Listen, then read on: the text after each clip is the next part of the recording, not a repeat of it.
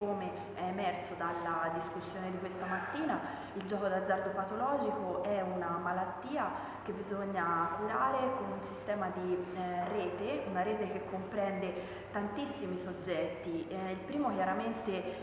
quello da cui ci aspettiamo anche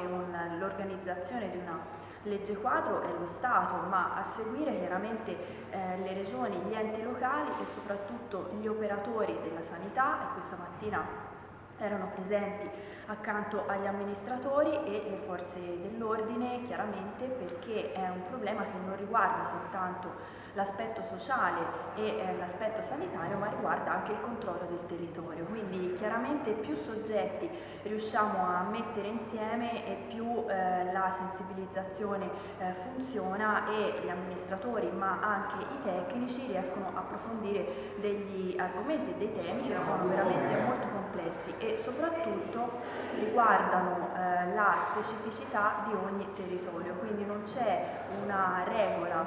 per tutti, ma di regione in regione, visto che le leggi cambiano e ogni ente locale si è organizzato diversamente con la propria rete territoriale per combattere questo problema, è chiaro che bisogna coinvolgere più esperienze possibili e, come questa mattina, portare anche le buone pratiche del territorio.